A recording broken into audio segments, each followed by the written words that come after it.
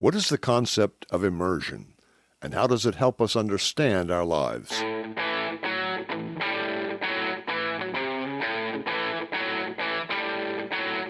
Welcome to the Hub for Important Ideas.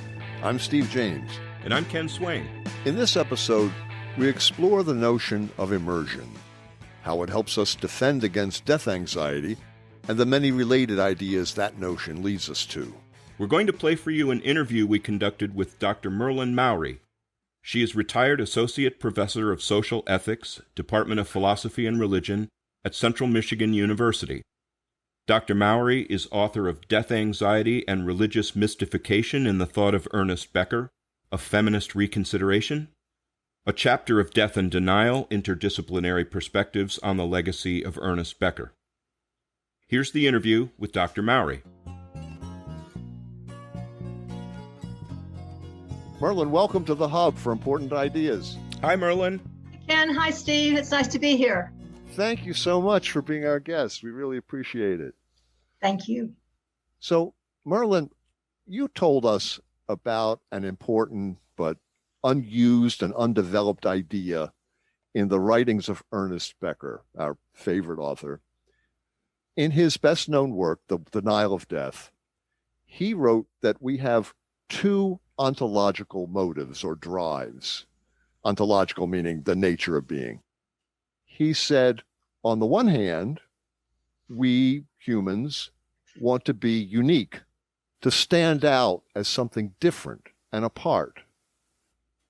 And on the other hand, we are impelled by a powerful desire to identify with the cosmic process, to merge and lose oneself in something larger, giving us a sense of transcendent value. This is Becker's kind of flowery language. We call the one motive, standing out, being heroic. And the other motive, losing oneself in something larger, you call immersion. And you use the term in the context of you immerse yourself in something. Would you elaborate on this a little? How do you define the term immersion? You got off to a good start defining it. In one of the quotes that I recall, he talks about, he doesn't use the word immersion there, but he talks about merging with, which is where the idea of immersion comes from. And he does use that idea and scattered throughout his later writings. Immersion is the desire to lose yourself out of the fear and anxiety of the overwhelmingness of nature and the world and the opportunities of the world. Immersion reflects that need to protect ourselves by merging with something larger, by something meaningful that we don't have to accomplish individually. We can simply be a part of it through our identification, our activities, our service or sacrifice for that cause, or joining into that effort or that meaningful goal, that we are a part of something larger than ourselves, and we gain our feeling of value, merit, worth that way. It's not active versus passive, heroism being active, immersion being passive. It's not passive at all. But what we've done is take the burden of being the leader, of being the creative one, the burden of that, I'll use the word heroism, that heroic act itself. And we may be in support of that hero, or we may be in support of that goal or that achievement that's being sought by more creative people who have come up with the idea. So instead of standing apart, standing outside of the group or the ideology, we're immersed in it. We're part of it. Exactly. And I'd like to get back to something you said. You also described the feeling of transcendence one gains through immersion, as well as the transcendence we gain through heroism. And I'm glad you did that, because both of them provide that same kind of meaning. And this is sometimes confusing when Becker goes back and forth with the transcendence for both of those roles. But the transcendence for the hero is something attained by oneself. You stand out, you are noticed, you have done something of value that is observed and recognized and rewarded by other people, or the system you are in, or whatever it might be. But there's also an aspect of transcendence with the experience of immersion, And that's because you have connected yourself to something of transcendent value, and you have served or sacrificed or in some ways supported and helped move that along to achieve its transcendent goals. So it's a vicarious kind of transcendence, whereas the hero experiences it directly. Could I stand out on a limb here for a second and say, stop the steal and charging the capital en masse could be considered people immersing themselves in an ideology or a movement or whatever? Well, of course. Of course, but sometimes there are opportunities for individual heroism. I mean, the camera can create it by whom they turn their lens towards. Right. But most of our motives, according to Becker, for good or ill, are driven by desires to achieve something for ourselves and demonstrate our own superior potentials and actualize them, or in support of immersion, in support of some goal that we identify with, we believe in, we give ourselves over to.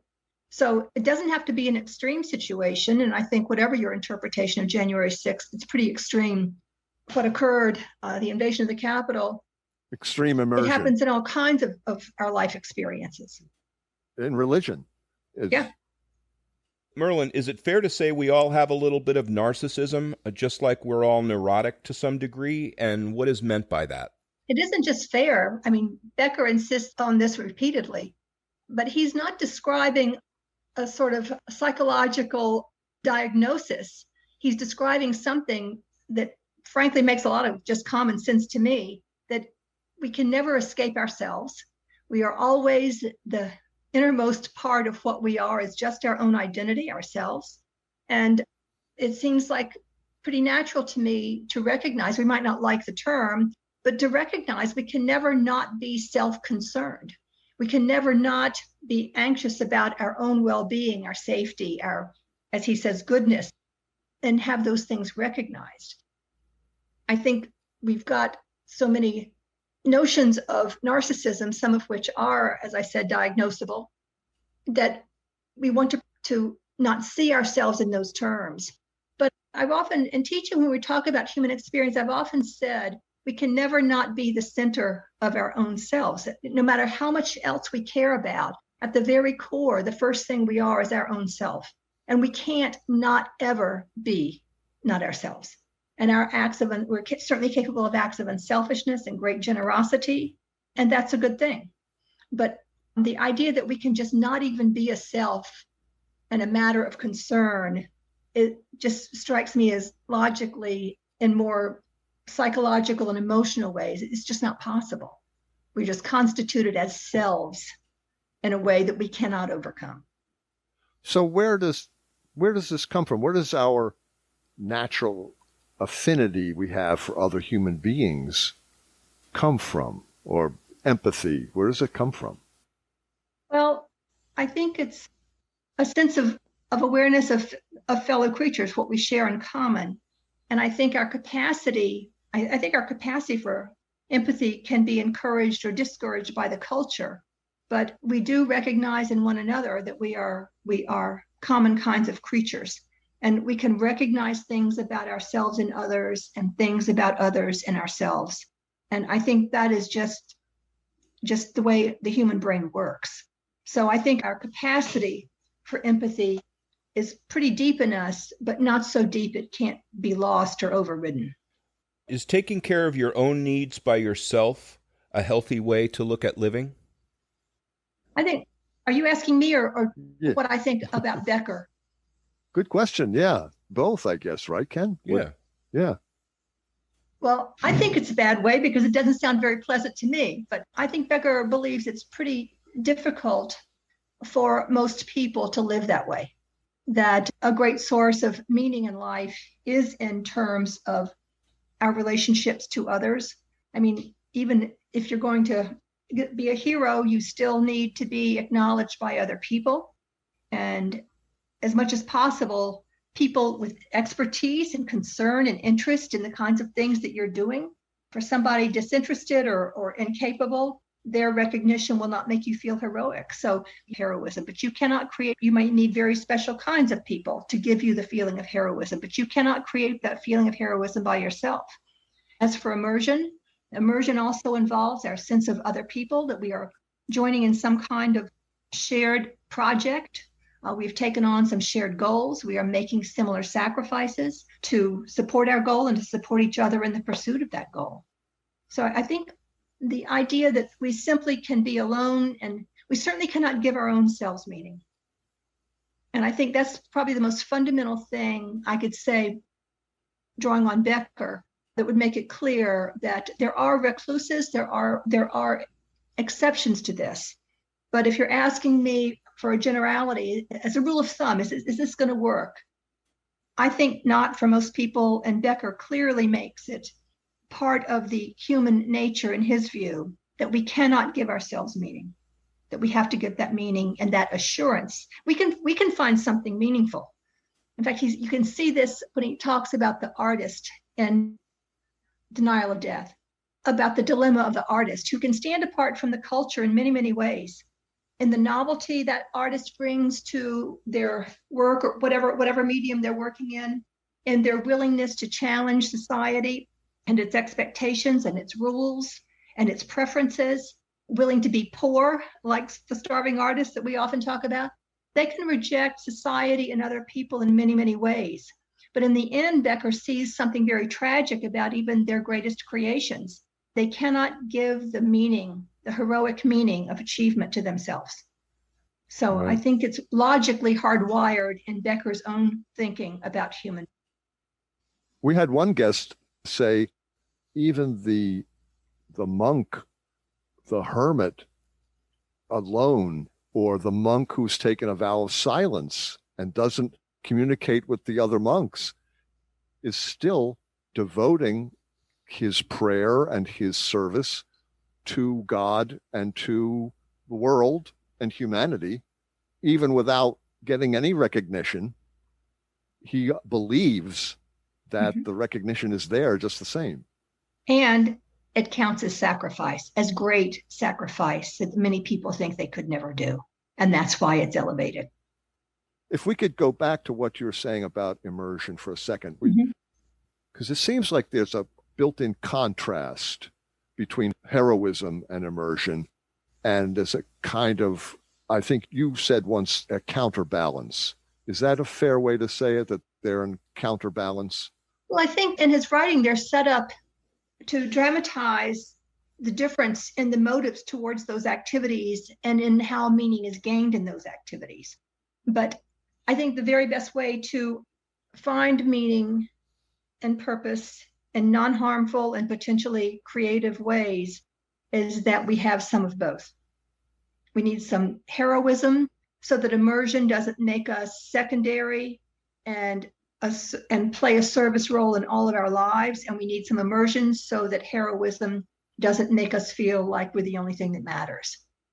I think both of those motives I think they're simple, they're clear, and I think very persuasive. Human beings need to feel special, and they need to feel like they belong, and that they care for and are cared for by others, and they have something to offer beyond themselves. And in Becker's terms, purpose, meaning, self-esteem, being cared for and standing apart or being immersed in something larger than themselves, are all defenses against death anxiety. Right. A way to defend against your inevitable mortality, the fear or the terror that lurks beneath your life. And both of them can be creative or destructive. Right. Wow. And that's the reason for the balance. Yeah. Pulling you back from the brink there. But as Ken and I were talking about this a little earlier in the day, it occurred to me that both heroism and immersion, what we're talking about here, they're potentially narcissistic, as Ken just mentioned it, that they're not humble or grateful in the sense that you're standing apart. Well, that's not really being humble. Or you're part of something great and grand. Well, that's not exactly being humble. And it's not exactly being grateful to your parents or the world for giving you life or what, any of those things. Can you comment on that? It occurred to us as we thought about all this. No, I think you're making a really good point, and I would agree that you're right. But I would look at this from a different perspective. Rather than seeing it as opposites, I would see them on a continuum. And Okay. Part of the reason for that is I do think we all are narcissistic. Again, not diagnosable, not in that sense, but in the sense that we have our own self-concern. And it is very difficult for us to overcome it. But it doesn't necessarily have to mean that we are narcissistic in the diagnosable way. I think we have a bad association with that term. But when you read Becker's description of it, which does not rely on, again, not doing the diagnosable stuff, he describes it as a human characteristic that is inevitable in all of us. And I find it very persuasive in the same way that I think we can never not be our own selves. I mean, even in drastic situations, our survival instincts kick in, and they can be selfish, although we are also capable of overcoming those. But the survival desire and response is not going to go away. It's automatic in us. And I think from there, it's not just when that car is headed right for me as I'm crossing the street. That's not the only time that survival instinct is there. It's always there. And that survival instinct, in the sense I'm in the examples I'm giving, I'm trying to show that narcissism, that concern for yourself, that desire to survive, that reaction to things that threaten us, I think that those are natural and normal, and they can be negative, but there's always a certain selfishness that I think that we really cannot overcome. And we may try to do it, and we may get closer and closer. And perhaps some very special people, I'm just leaving the option open. Some very special people may be able to overcome it, but Yeah. most human beings can't. And so I would see narcissism as natural, and I would start grading it as it approached what we think of clinically or psychologically as narcissistic. I would start seeing the problems of that. The fact that Becker says we're all narcissistic, just like we're all neurotic, he's showing that they are normal and natural and have very negative manifestations that plenty of us show. But by itself, it doesn't have to go in that direction, is I think what he's saying. I think he thinks it's very likely it'll go in that direction. He doesn't have a very optimistic view of human nature, but I think he's persuasive. And a lot of this is unconscious. These are unconscious processes. Merlyn, what is conscience? Well, Becker says that it's natural. And by that, he says that he gives examples, as he often does, of children in their first sense of themselves being in the world. They're frightened, they're overwhelmed, they have no power, they have no control, and they very much need to please their caretakers. And they learn to do that. And what they learn to do that by following instructions or doing things that makes their caretakers pleased, happy, proud, whatever the positive response may be. And Becker says this is the source of this natural instinct to be good and to be right. But it's anxiety, basically, he's saying. But it does mature into a conscience, it's a willingness to subordinate ourselves to certain authorities and to follow the rules. And of course, the danger there is the rules that we follow and the kind of person to whom we subordinate ourselves, whom we're willing to serve and obey. But he does think there is something to our own sense of our own integrity and self-respect that comes from our sense that we are right and good in ways that are acknowledged by others. And again, just to repeat, it's the rules we're following where we could step back and critique and see whether they are good or not, whether they're right or not. It mostly comes from the willingness to conform to gain approval and safety at the earliest level. But we are certainly capable of maturing beyond that. That seems to be a pretty important function that a healthy society has to do, is periodically take a look at the norms and the things that are being taught and look at them critically and stand outside them a little bit for a minute and say, is this really what we want to be doing? Well, I think that's a great point.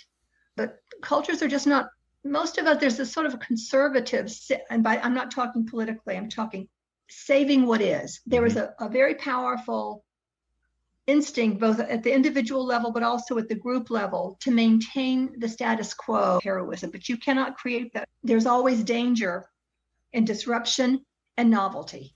Yep. And I do think you're right. And he makes a comment in one point talking about the emergence of the world religions.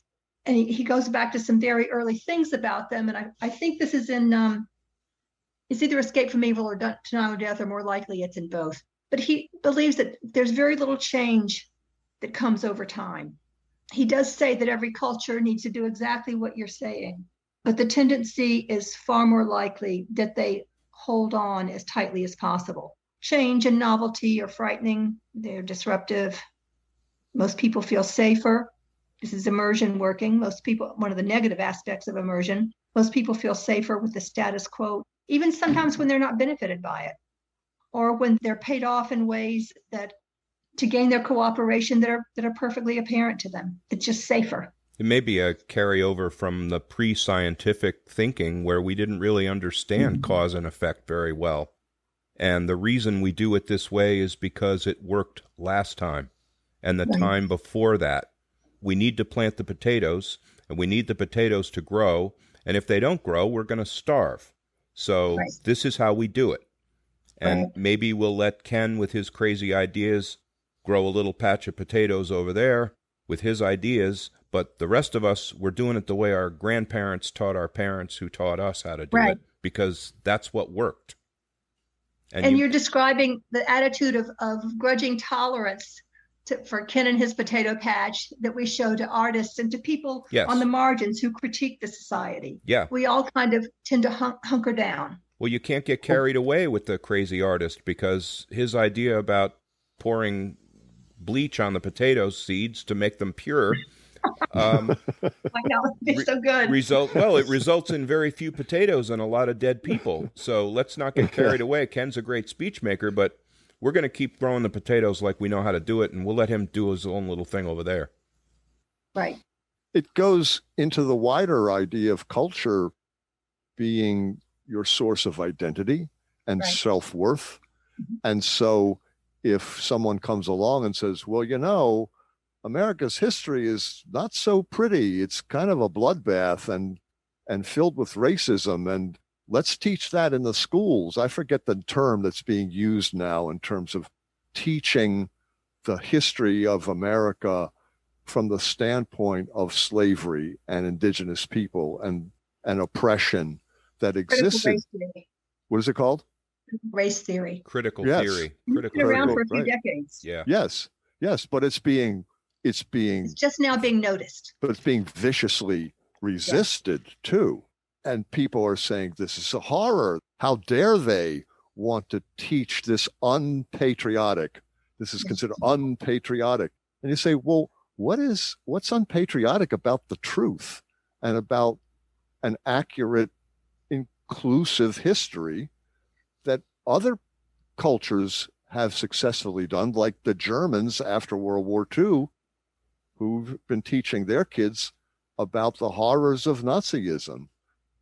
Well, you're saying, why don't we do it? And the answer is that we value heroism more than truth. Right. And what I think the Germans did was remarkable, but there has been active resistance to it since it started, and that resistance is growing. And those neo-Nazis are in touch with our neo-Nazis. That's right. That's right. Yeah. But see, we're talking here about Ernest Becker, and he was talking about conscience, as you said, it's being natural. But you had said something when we talked earlier about the smarter and more accurate claim is that empathy is natural. Could you comment on that, the role of empathy in our lives and in our society? Are you talking about what we said the other day or just a few minutes ago? Both, in that we were talking about conscience being natural, and that perhaps the more accurate, smarter, more accurate way to talk about it is in terms of empathy being more natural. All right, that helps. Thank you. I think I made that comment because it seems to me that empathy would be necessary for conscience, because part of it is just simply anticipatory. And I'm not sure we can assume what earliest stage we would want to say a child was empathetic. But I read once on an article on empathy that even if one baby starts crying in the nursery that day they were born, if one baby starts crying, the others start crying. And I've read several things along that line about how early babies show a response to each other and just tracking their eyes and their interest in others. It just makes sense to me that empathy is probably the precursor of a conscience. And the point at which Becker is talking about conscience emerging from the child's anxiety about their safety and trying to follow the rules, I don't see those as contradictory. It seems to me empathy might also make our rule following a little more sensitive and show more concern, be a little more generous than just, I'm going to follow this rule so that I get the candy, or I'm going to follow this rule so I don't get punished. I think just also reading some of those articles, this is some time ago, some other examples don't come to mind at the moment, but reading those articles just reminds me of that natural appearance of what people, including psychologists, call some kind of empathy. It makes sense that out of that, as well as our anxiety, we come up with conscience. And if we want to talk about conscience, not in a cynical way, but in the way that we think of it as the foundation of gaining a moral compass, then I think you can't leave out empathy. I mean, a whole lot of the philosophy of right and wrong has to do with that sense of our concern for others. And that grows out of taking what we know about our own selves and being able to see it in them so that we can anticipate that they may care about the same things that we do. So I think it's a good blend with what he says about conscience. I love it. I love where you've taken this. And I never really thought about that relationship between empathy and conscience is coming from empathy. Starting with it. Yeah. Nietzsche calls conscience our way of hurting ourselves, but that's Nietzsche. Ken and I are fans of Michael Sugrue, who's kind of like the Cliff Notes of Western philosophy for dummies. We listen to him instead of reading the original texts, but Nietzsche has an interesting take on conscience. I'm sorry, I digress. That's okay. We've been talking with Merlyn Mowrey about immersion, heroism, on a whole lot of related topics. We're going to take a short break. Don't go anywhere. We'll be right back.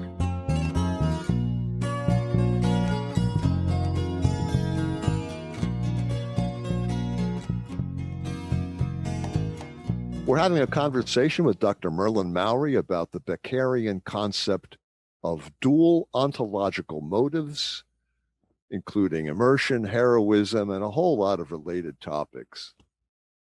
Merlyn, you've written that the writings of Ernest Becker are a little sexist in an anachronistic sort of way. And also, how do they relate to patriarchy? I think there's a real complexity in Becker's views of women. One thing that surprised me, several years ago, I was reading some earlier essays of Becker's before his more famous books came out, back in the 60s. He wrote a really interesting article reflecting on why it is that menopausal women are so depressed. And he also realized that depression seemed to be a kind of characteristic of women in general, but it's especially pronounced during menopause. And he was trying to figure out why. And during the 60s, I don't think a lot of men were concerning themselves with menopause, even their wives' menopause, other than to want to take a vacation or something during it. That's pretty good. But, good for him. Yeah. Really. And he came to the conclusion that women's only value in our culture was their service to family, giving birth to children, raising them, preparing them for independence. And while he acknowledged some women worked, that really was not the path women were expected to take or very much rewarded for taking. That their identity and their usefulness was very, very narrow. And he realized that at menopause, women realized the meaningful part of their lives were over. And he wrote about that in a really thoughtful way, challenging that. He also, a year or two later, wrote an interesting article about why it is that men are almost exclusively the only perpetrators of self-exposure. Women almost never do it. Men are mainly the ones. And he asked himself, why would a man want to walk up to usually women or groups of women and show his penis? And it's heroism, but you cannot create that feeling of heroism, whether women find them attractive. I mean, it's nice if they do, he says, but they don't really care about that. That display is all they need. He demonstrates that he is a man and all it takes is a penis. No other expectations, no raise the babies, no go grocery shop, nothing else. And I was so struck by how perceptive that was and how early it came when you consider the women's movement and the history of the 20th century. But in his later writings, his more significant writings, he seldom shows that insight or even sees what he's saying about women and their social roles in any kind of a critical way. He talks about religion and other social structures, ways of defining a culture, a religious culture, a political culture, the society we live in such a hierarchical way. He makes it clear the religions are patriarchal, and in patriarchy, we are speaking of the leadership and the value of men as people and masculinity as a set of traits that are valued. Women are very secondary. They have these hierarchies where we have people on the top layered by their value, their utility, right? Those hierarchies are really better seen as dualisms. So those things at the top are in the powerful and valued part of the dualism.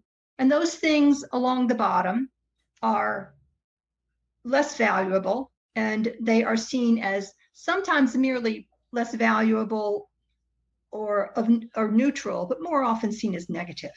And when we've got those kinds of hierarchies, we can see very clearly where the value in the order of society is. Those things that are valuable on the masculine side are also those things that are selected for heroism or heroic goals and achievements. Those things on the negative side are not seen as appropriately heroic. In fact, their only roles would be described as immersion. Service, obedience, doing the dirty work, freeing the people on the powerful side to do powerful, valuable things. So I think there is a hierarchy and a dualism implied in the way he talks about culture and in the way he talks especially about religion. And he does conclude, he starts this conversation in Escape from Evil. It's in earlier works too, but reaching his conclusion in Denial of Death, he believes that the illusions that will have the greatest likelihood of succeeding in giving us a safer and more meaningful way of seeing the world, a safer and more meaningful illusion, will be religions. And he sees Christianity as especially valuable because there's a God the Father, God the Son, God the Holy Ghost. He sees Christianity as producing the kind of breakthrough move in which God the Father is dethroned by the Son. And he interprets that to mean that there is a kind of individual, not just the God is honored. Everything isn't such a sharp hierarchy because individuals, when the Son takes over for the Father or becomes the Father in religious language, but in the human society, when the Son grows up, the Son is no longer under the control of the Father, and he has the chance to become at the top of the hierarchy socially in his culture. The patriarch. He becomes the patriarch. Right. Yeah. And he says Christianity marks a kind of emergence of individual freedom symbolically. And he can only say that if he's only talking about men. Right.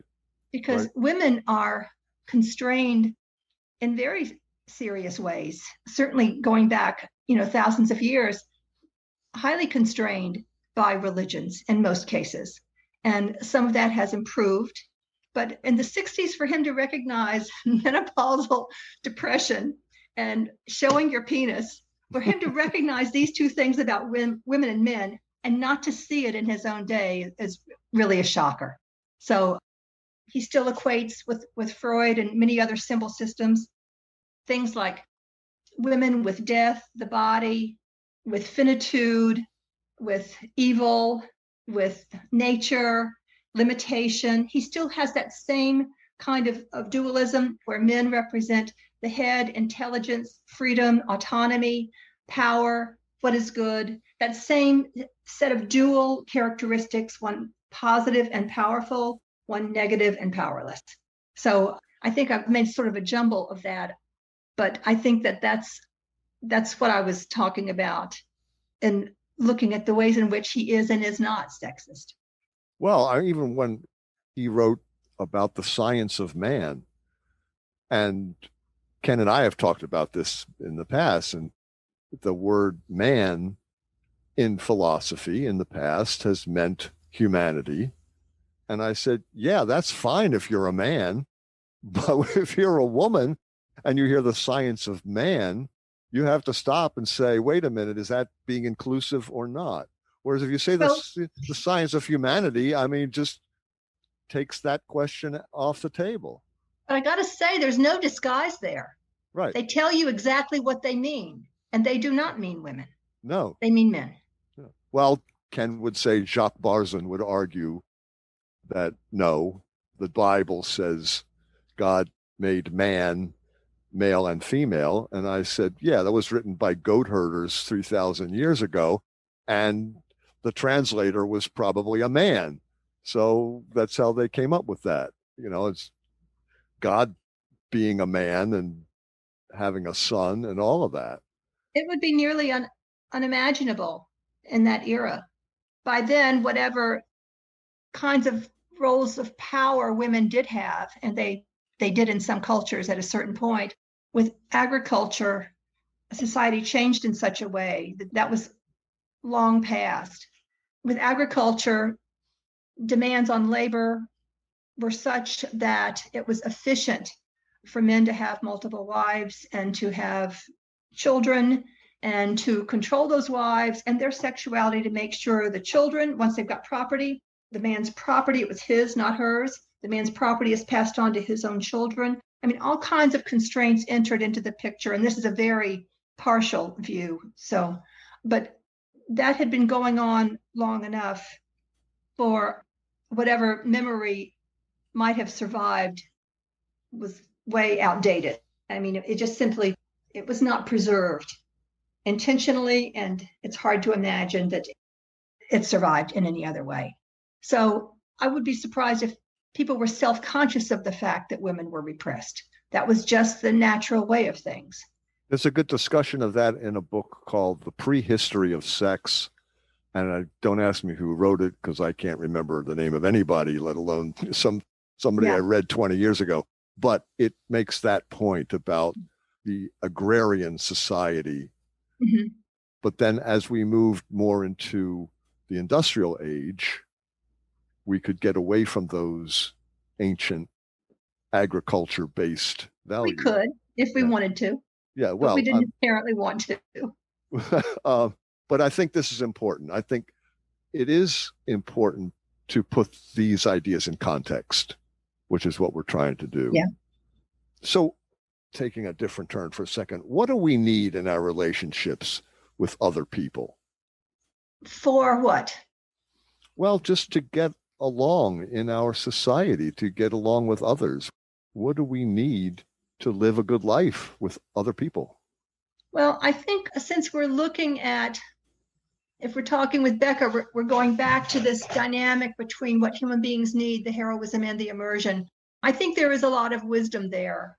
And as I've shown you, there's certainly many things about Becca I'm willing to criticize and even scold about, but I really like his writing. I respect what he's accomplished. I just take him to task when I don't, but that doesn't undermine what I do respect. I think those are very wise observations, and he certainly is building on a rich intellectual background of other sources, but he's made quite an accomplishment here. I like that idea, illusion and immersion. I think it does reveal a lot, but it also points in the direction of, now to get back to your question, If we're looking for the fundamental things that are going to help us avoid the extremes of both heroism and immersion and create fulfilling lives, I would say reciprocity. I would say, now we're getting back to empathy. I think we have a natural capacity for it. I don't think it is encouraged or rewarded very much in societies as competitive as ours. I think in small communities and in families and in our closest experience, we might have developed it well, but we don't extend it as far as we probably could. And I think I would start with reciprocity, heroism, but you cannot create that feeling of heroism. It's been said that Becker didn't write much about love and human relationships. What's your response to that accusation? I agree with that. I mean, we discussed this. In fact, I think you were there at a conference in Vancouver a few years ago. I was, yeah. This conversation came up after a paper. Somebody made that comment. And I remember responding that I agreed, but I think that there is a very fruitful direction for us to go. Those of us who read and write about Becker, I think there's a very fruitful direction we could take that. Immersion is one of the two primary ways that we gain our feelings of meaningfulness. And I think immersion is about our ability to subordinate ourselves to a cause, to join in service and creative offerings of our abilities to support meaningful things. Immersion means that we merge into a larger thing than ourselves. But I think friendships and love relationships of all kinds require such immersion from us. And I think that sort of immersion, his ideas are fruitful tools to start looking at things he did not look at, like the importance of relationship, of love, of erotic love, of companionship love of all sorts of things. That experience of love is our motivation for giving ourselves over to another person or to a cause or to all sorts of things. You're talking in terms of personal relationships, so I'll stick with that. But I think he has given us a lot that we could work with in trying to take forward in creative responses to Becker the power and the importance of our relationships. We could start with coupling relationships, larger families or extended families or groups of people with whom we congregate and come into relationship, all sorts of commitments we make to people and groups of people. I think there's a lot we could do with that. So I think he's given us some tools, but it'll be up to others to work with them. I think as I think back on that conference you referenced, at the one in Vancouver, I could be wrong. I probably misremember it, but I probably think, are. Probably, yeah. Thank you, Ken. But as I think of, yeah, there you go. As I think about it, we were looking at defenses against death anxiety, which is a theme that runs throughout Becker's work, or at least his last two books, certainly. And certainly love and interpersonal relationships is a very powerful defense against death anxiety. Maybe it's one that he would have explored later if he had lived. People listening to this may not know that Becker died at the age of 49. He was awarded the Pulitzer Prize posthumously, and his widow, Marie, published his last book. She holds the copyright to Escape from Evil.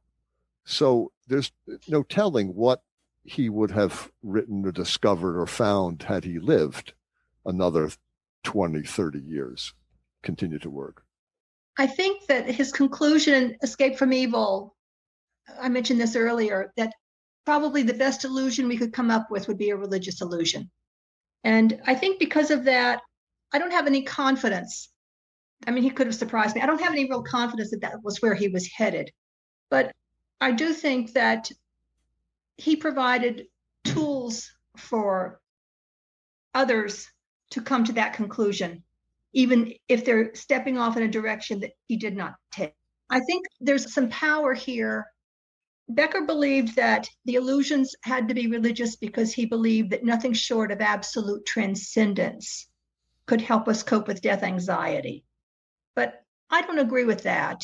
And I think that's something that could be challenged using some ideas of Becker's as well. I mean, when we love someone, that not only gives us an important feeling of our value and our merit and our worth in the eyes of another, that is a kind of heroism.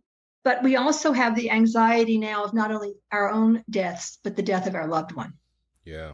But if you don't agree that the only kind of transcendence that can help us cope with death anxiety is absolute transcendence, you wouldn't even look to see some other kind of interpretation of what goes on in love lives and lives in families and communities. But if it doesn't have to be absolute transcendence, and I don't think it does. I've seen other scenarios and worked on other ideas here showing alternatives. But the idea that in our relationships, we may have had children and raised those children to live on beyond us. In our communities, where with like-minded people, we have committed ourselves with deep commitments like love to one another and to causes, and we are influencing the present and the future. I think anytime we give of ourselves meaningfully to something that endures beyond us, that is a partial cure for death anxiety. We have not only fulfilled ourselves in our lives with those causes, those commitments, but we have left something behind of ourselves. It's surprising to me that he doesn't see this in the world of nature, especially for someone who is as critical of our disinterest in taking the destruction of the environment seriously. He thinks that even in the 60s, I mean, he was far more explicit than most people about the environmental degradation that was occurring, to which we were largely indifferent. But the idea that we work for nature and the future beyond us is benefited by it. I wonder, he seems so unexpectedly literal minded that if I can't persuade myself I literally don't die, I can't cope with non-being. And I just don't find that to be all that persuasive. I'm not saying it won't work. Perhaps it does. There are many religious people who I know feel like they can cope with life because they know they're not really going to die. And that's fine. But I'm not sure that's the only thing that gives us the feeling that our lives have been meaningful enough. It's been enough. It's been full. I'm fulfilled enough that I can let go. And I think there are lots of experiences that we can have, but I think loving one other and multiple other people is definitely one of those. Well, I think that the notion of non-being, of not being, I'm saying that the notion of not being, non-being, is beyond the human brain to grasp. It's terrifying on some levels because you cannot imagine not being. You can imagine before you were born, you weren't around. Okay, fine. But the idea that you're actually going to end and wink out, it's just, it fills the ordinary person, consciously or unconsciously, with fear. Unspeakable dread. Jerry Piven loves to talk about this. Unspeakable dread. Like you said, so much of our notions of empathy and conscience have to do with our own self-preservation. That's built in. So what some people would call the survival instinct. And now we're saying, well, yeah, but we're going to die. And if we take religion out of the equation, you're going to not only die, you're going to stop existing. I can't get my head wrapped around that very well. I can imagine being in darkness and silence, but not being. That's a tough one. I'm not saying it's easy, but I think I taught a death and dying class for many years. And over the course of just trying new approaches and trying different strategies and different sources, I've read pretty broadly on the subject. And I've been struck as people age by a certain kind of peacefulness that often appears when they are discussing death. And I've read a lot about hospice programs and people who work in them, and I'm one. stories of people, autobiographies. I'm a hospice volunteer, relatively recently, but Yeah. in the last year or so. And you're absolutely right. You're right. I hear that from some people, but then others who are absolutely outraged and angry and bitter. I'm not saying that doesn't exist. I'm only talking about the possibility that it's not the only way people feel about dying and death. And so I would never refute that many people wind up there. And I think that's very sad, and it would be very hard not only to die in that frame of mind, but to try to comfort and join somebody in that experience who felt that. I don't know any atheists who are dying. When one of my atheist friends reaches that point, I'll be sure to contact you and we can compare notes, because most everyone I know who is in hospice, in the process of dying, is religious. So it remains to be seen what a religious person thinks death is. It's a portal. It's moving through a doorway into another plane of existence, whatever. Move toward the light. Move toward the light. Right. But not being, non-being. Oh, I agree. But talking to someone recently who described his father's death in his 80s, he'd had a number of illnesses, but he was doing very well. But he got a diagnosis of lung cancer, advanced lung cancer. And he told his son that he was not going to take treatment, that he was ready to go. And he didn't think he could survive the treatment, and that was okay. And I don't think it's some kind of denial or anything like that. I just think, I sometimes jokingly say to my husband, we're both in our 70s, I sometimes jokingly say to my husband after I've heard some especially distressing news, we're going to die just in time. And, I realize I'm not looking forward to not existing, but especially when you look at the environmental degradation, look at the fires in the West, look at the temperature,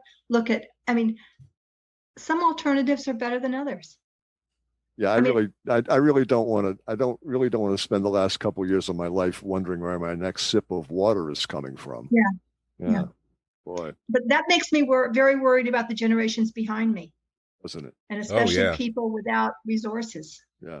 Oh yeah. And then I feel like I'm jumping ship too soon. If I could stay and do something about it, I would.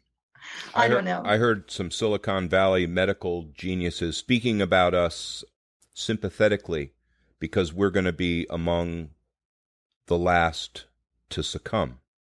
They're going to sort it out somehow. Consciousness will survive in some form. We're going to be the last ones who don't make it. Well, let me ask this question, because this is one that's been in the back of my head as we've been talking, and it's one we had wanted to ask you.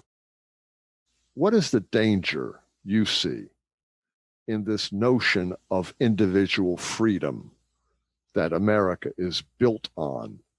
This idea of liberty, this idea that we have the freedom to do what we want, whatever we want, wear a mask, don't wear a mask, whatever. Actually, that is not the concept of freedom and democracy. The concept of freedom and democracy is that each person has all the freedoms possible until their freedom interferes with someone else's freedom. And I think the colloquialism for that is, my freedom ends where your nose begins. In other words, I have no right to act in the sorts of ways that limit you or threaten you. So you want the amount of freedom that a culture can give to everyone, and no more. And that's the philosophical foundation of democracy, the concept of freedom and democracy, because you can't remain a democracy if you don't have that kind of equality. Is that what that little logo meant with the snake that said, "Don't tread on me"? That's not what that meant. Okay. Right. Seemed like it might. I'm not sure. I should check my history before I say that. I never knew what that. I never knew what that meant. It means if you tread on me, you'll get bitten by a snake. That's Oh. what it meant. Oh. Right. Don't tread on me, pal. Okay. Yeah. Actually, so maybe it is, because it didn't say, "I'll bite you." Well, let's drop that. Sorry. Never mind. Sorry. Anyway. For another No, day. I'm just talking us into a corner here. I'm assuming you'll edit this out. Yes. There you go. Thank Maybe. you. I wanted to ask, how do these ideas relate to us as individuals in contemporary life, and how do we apply them in a way that makes our life better, or at least less bad and less harsh? What's the utility for us as individual people at this time? So you mean the utility of these ideas we're Yes. talking about from Becker? Mm-hmm. I think if we wanted to start with basics, I mean, I don't have any grandiose schemes, that's for sure. But I think if you wanted to start with basics, I think we need to get back to we've been talking about democracy, some of the so-called democratic ideals that we have not always honored, including and intersecting with Becker, including things like reciprocity. The idea of reciprocity means what's good for me is good for you. What's good for you is good for me. I don't infringe in certain ways. I mean, we're really looking at the sort of freedom that you see in a democracy, including the limits that you see in a democracy. Getting back to some sense of the empathy behind our ability to know and understand and trust others, see ourselves in them and them in ourselves. I've got to say that sounds very idealistic, and I That's hate a to good end on thing. a pessimistic note here, but Becker is describing how driven we are for heroism and how willing we are in immersion to follow power figures that will take us anywhere. We feel like their power rubs off on us. And the more power they show, the more excited we are by it, and the more we want to follow them. And we're looking in a political situation right now where the outrages of power have gotten us into some very ugly standoffs and led us in some very scary directions. So I almost feel like maybe bringing up democracy and democratic freedoms, maybe this is a good place for us to turn, because I feel like, along with many other people, our democracy is under attack, and we've never fulfilled its promises very fully. We've had slavery, we've had limited voting, we've had all kinds of things. I don't need to go through the litany. But the idea is that we're better and better approaching it. So I guess going back to where we started, trying to balance off our efforts for heroism with our willingness to merge into larger, meaningful activities and give our service and time and money to those things.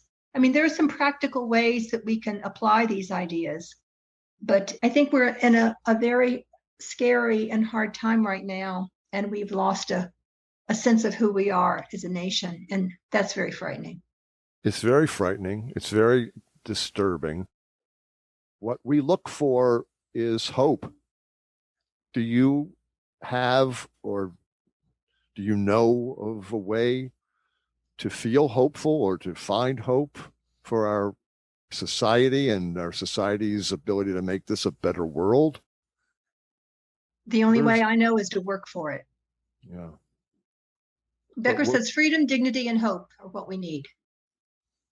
So if we have freedom and dignity and hope, we can make a better future, in theory. Well, in theory, I mean, that's what Becker's saying. But when you ask me what we need to do, I think it's time that we actively work towards those goals. That we all find some of those civic activities and those community activities that help us build the things that we want, and that we encourage other people to do it too. And nobody can do it all, and nobody can even do enough. But I don't see the kind of leadership in this country that can sort of call us to attention and persuade us to cooperate. So I don't see it coming top down. It's got to come bottom up, is what I think. Wow. And bottom up I guess for all the big movements in American history and maybe human history, that's what it's required. So I don't think there's a savior out there that's going to rescue democracy or the environment. I mean, enough of us will either work for it or we will lose it. I feel hopeful that the younger generation's willing to work for it. Boy, they're impressive. Yeah. Aren't they? Yeah. Yeah. So that gives me hope.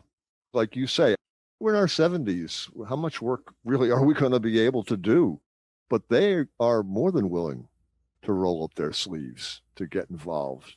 Well, there's plenty of work that could be done, like calling people, like there are lots of things that have an impact within the media that we often curse, where we are with all this technology, but we can find ways to make it effective. But I'd like to leave them less to do rather than more once we're gone. I agree. We can still contribute. This is great. Folks, we've been talking with Merlyn Mowrey about immersion, a variety of related topics. I can't even count them all at this point, but Merlyn, thank you for an excellent conversation. This has been great. It was a pleasure, and I enjoyed you both as usual. Oh, thank you. I hope you'll consider being our guest again. I saw maybe a half dozen shows in just the things we talked about today. Oh, I'm not asking you for a half dozen, just one more. We'll go one at a time. okay, sure. We have more. I saw half dozen. I was wondering what is it? We have more to talk about. We definitely do. Yeah. You're a delight as always. Super. Thank you so much. You Thank too. you, Merlyn. Thank you. You've been listening to an interview with Merlyn Mowrey about heroism, immersion, and related ideas. So, Steve, what are your takeaways? I have to admit that I was a little bit confused going into this conversation with Merlyn. Merlyn is usually out ahead of us. It took me a while to understand what immersion is and how it fit into Ernest Becker's larger scheme of things, but eventually I caught up. Merlyn said that for Becker, there are two ways to defend against death anxiety: heroism, which is the individual standing out in a society or group, and immersion, which is merging with something larger than oneself, something meaningful that we don't have to accomplish individually. We can simply be a part of it through our identification, our activities, our service or sacrifice for that cause, or our joining into that effort or that meaningful goal that we're a part of through being part of something larger than ourselves. That way we gain our feeling of value, merit, worth, and meaningfulness, and counter death anxiety that way. That's right. And Merlyn ties it into the Freudian notion of transcendence, which is an important theme in Becker's work. Merlyn says that with the experience of immersion, you have connected yourself to something of transcendent value, and you have served or sacrificed in some ways, supported and helped move that along to achieve its transcendent goals. So it's a vicarious kind of transcendence. But Merlyn disagrees with Becker that these two motives are the only defenses against death anxiety. Now, she got into that a little later in the conversation, so we'll get to that. Yeah. Now, you brought up narcissism. Right, that's right. And Merlyn said that Becker is describing something that frankly makes a lot of just common sense to her, that we can never escape ourselves. The innermost part of what we are is just our own identity, and we can never not be self-concerned and can never not be anxious about our own well-being. We can never not be the center of our own selves, no matter how much else we care about. So ordinary narcissism, not diagnosable, is normal and natural. We asked about empathy, and Merlyn responded that our capacity for empathy is pretty deep in us, but not so deep it can't be lost or overwritten.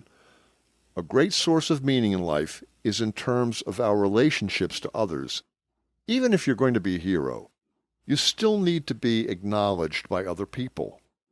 Immersion also involves our sense of other people, that we're joining in some kind of shared project. We're making similar sacrifices to support our goal and to support each other in the pursuit of that goal. Right. She thinks the very best way to find meaning and purpose and non-harmful and potentially creative ways is that we have some of both heroism and immersion, like a mixture. We need some heroism so that immersion doesn't make us secondary and play a service role in all of our lives. And we need some immersion so that heroism doesn't make us feel like we're the only thing that matters. She spoke about narcissism, humility, gratitude, heroism, and immersion as being on a continuum. She said, we're all narcissistic, just like we're all neurotic.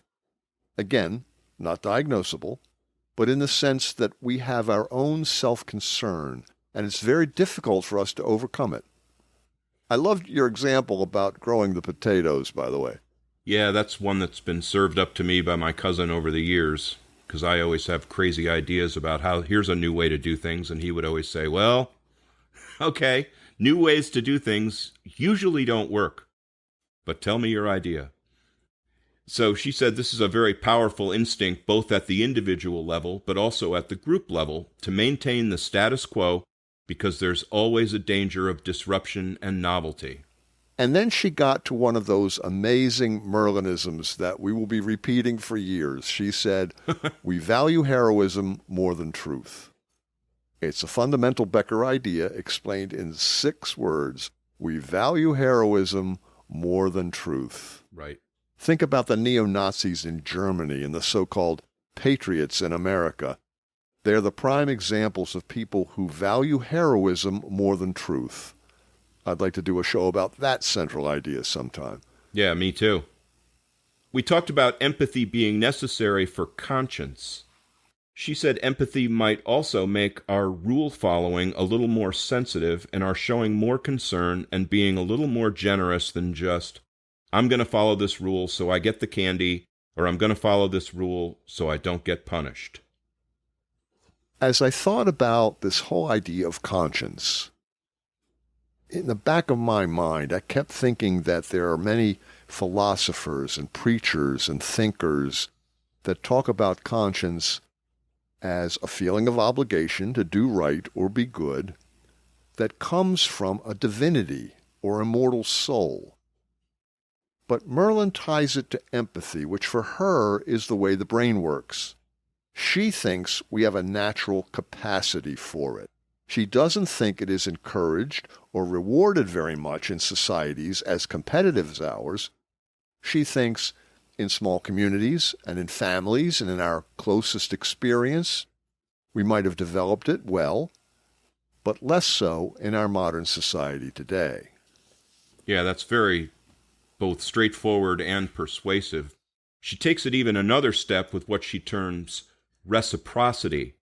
What's good for me is good for you, and what's good for you is good for me. Reciprocity is one of the fundamental things that are going to help us avoid the extremes of both heroism and immersion to create fulfilling lives. What an elegant, concise concept. Yeah, isn't it?